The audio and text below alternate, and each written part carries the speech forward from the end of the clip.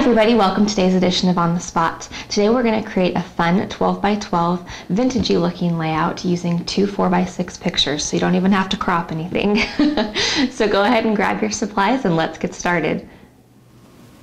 For this layout today, I'm just going to use a couple of scraps of paper that I have laying around, and this layout goes to show that I really am using my stash when I'm making these videos. I'm really trying to challenge myself to get through my stacks and stacks of paper because I have paper that I've collected for 5 years and never done anything with it, and I still love it. I just get caught up in buying all kinds of new stuff, which, don't get me wrong, I still love to do, but I've got to start using some of it or I'm never going to get anything done, and I'm just going to have a great collection.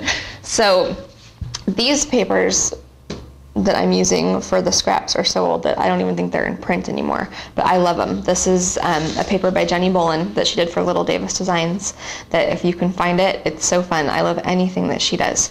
And then this is a strip of a piece of paper from KI Memories that, again, was made many years ago. Don't think they make it anymore. And this one I know they do still make, Making Memories. It's some ledger paper, so you can find that. And then this is a pretty recent pattern from We Are Memory Keepers.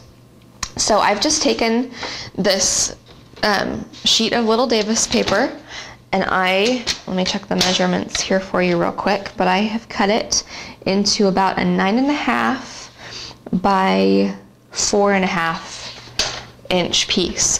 Now, I cut the piece slightly bigger so that I could go ahead and tear the edge and it would still give me that 4.5 inches. So maybe if you're gonna do it, cut it 6 or 7 inches so that you have a little bit of room to work with on that edge there. I don't know if you've watched the paper tearing video, you probably already know this, but just as a reminder, I wanted this white edge to show.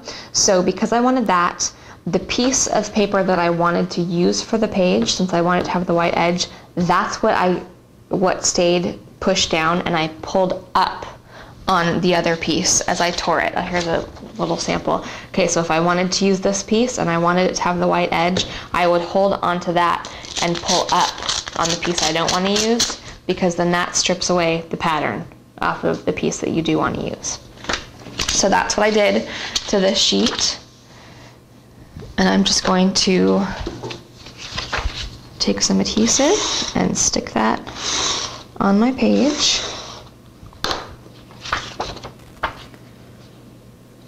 I'm going to stick it as close to the edge as I can get with still just, showing a little bit of that paper through there. And I'm going to take my black strip, which is cut to, about 1.5 inches by 10 inches.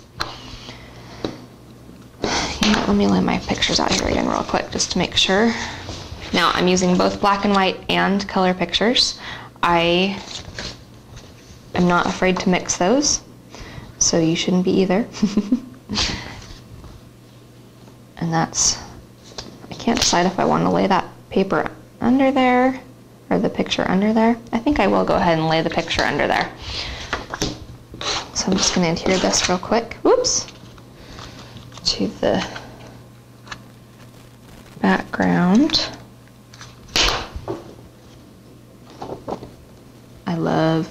These are those everyday kinds of pictures that I can't get enough of. So now I'm going to stick the black strip down, and of course I ran out of my adhesive, so let me grab another one here real quick. I'm going to stick that strip, and I cut it just long enough so that it slightly overlaps the ends of this piece of printed paper here. Now I'm going to take my black and white picture,